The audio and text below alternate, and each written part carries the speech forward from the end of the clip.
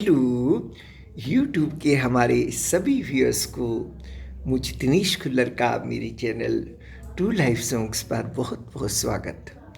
Viewers, आप जी के लिए मैं एजुकेशनल क्लासेस के अंतर्गत अपनी स्पोकन इंग्लिश क्लासेस दे रहा हूँ।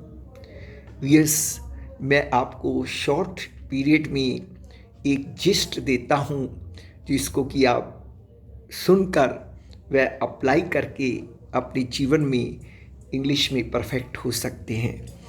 तो व्यूअर्स, अभी तक मैंने आपको फ्यूचर टेंस के अंदर फ्यूचर इंडेफिनिट कराया, जिसमें मैंने बताया कि पीछे वाक्य की रचना, हिंदी के वाक्य की रचना गागेगी आता है। राम खाना खाएगा, हम नाचेंगे, आदि आदि। फ्यूचर कंटिन्यूस में मैंने बताया कि उसकी वाक्य रचना रहा है, रहे हैं, रही है, आता है, रहा होगा, रहे होंगे, रही होगी, आता है। तो राम खाना खा रहा होगा, हम खेल रहे होंगे, हम सो रहे होंगे, इस प्रकार से आता है। तो एक अनुमान होता है कि पर्टिकुलर समय पे हम कोई कार्य कर रहे होंगे या कोई दूसरा कार्य कर रहा होगा, क्योंकि हमें उसके बारे में उस समय का कुछ मालूम है, तो हम रहा होगा, रहे होंगे यूज़ करते हैं। फिर आता है हमारे पास फ्यूचर परफेक्ट, उसमें चुका होगा, चुके होंगे, चुकी होगी, लिया होगा, लिए होंगे, ली होगी, आदि शब्द आते हैं। जैसे राम ने खाना खा लिया होगा, हम पत्र लिख चुके होंगे, आदि आदि। इस प्रकार से हम वर्डिंग यूज़ करते। तो आज का जो मैं आपको वियर्स टेंस कराने जा रहा हूँ वो है future perfect continuous. Viewers future perfect continuous tense के अंदर क्या होता है कि उसमें भी फ्यूचर कंटिन्यूस की तरह रहा होगा, रहे होंगे, रही होगी रचना में आता है, और उसके साथ साथ आपके पास समय भी आता है। जैसे राम 2 घंटे से मैच खेल रहा होगा।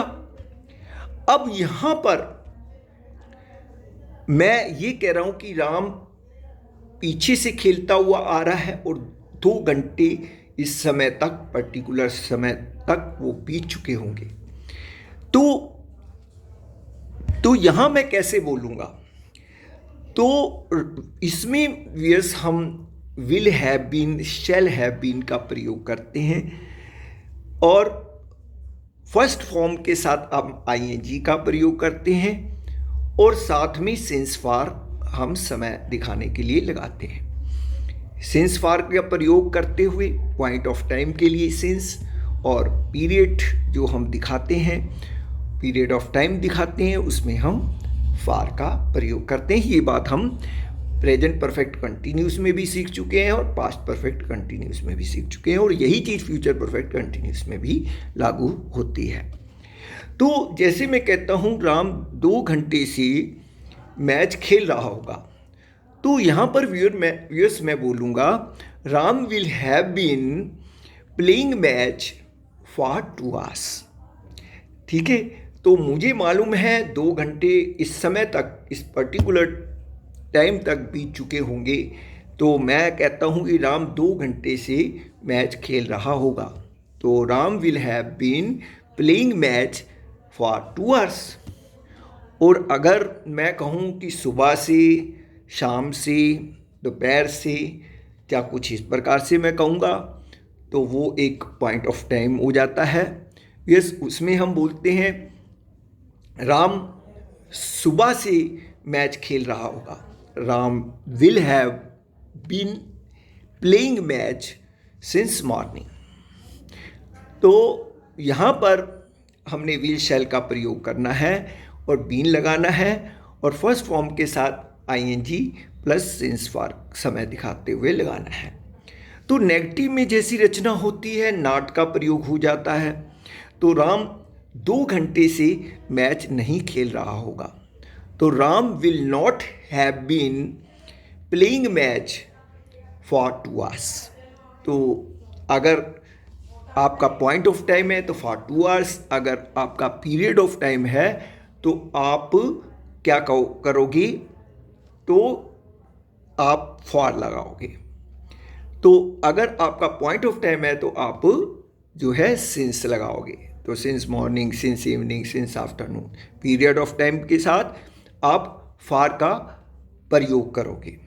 तो ये एक बात आपने ध्यान रखनी है व्यूअर्स। उसी तरह से इंटेरोगेटिव सेंटेंस जब आता है तो इंटेरोगेटिव सेंटेंस में क्या होता है, हमारा विल शैल बाहर हो जाता है।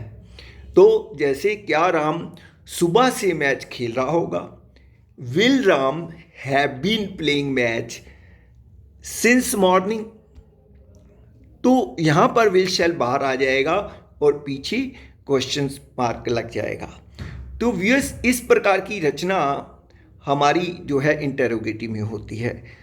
तो जब बोथ में आ जाएगा यानी इंटेरोगेटिव प्लस नेगेटिव दोनों ही हो रहे हैं उसमें, तो जैसे क्या राम सुबह से मैच नहीं खेल रहा होगा, तो will Ram not have been playing match since morning.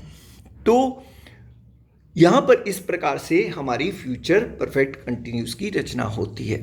तो यस, ये तो थे 12 के 12 जो बड़ी टेंसेस जिसे कहते हैं, जिसे लोग सीखने के बाद सोचते हैं कि वो इंग्लिश के बादशाह बन गए। ऐसा कुछ नहीं होता व्यूअर्स, बहुत कुछ है इंग्लिश में सीखने के लिए, और व्यूअर्स मैं आपको बहुत कुछ सिखाऊंगा। और इंग्लिश में इतने तरीके हैं व्यूअर्स, अगर हम करते चले जाएं तो वो एंड ही नहीं होते हैं। तो हम बहुत तरीक़ों को अध्ययन करने जा रहे हैं इस क्लास के अंदर।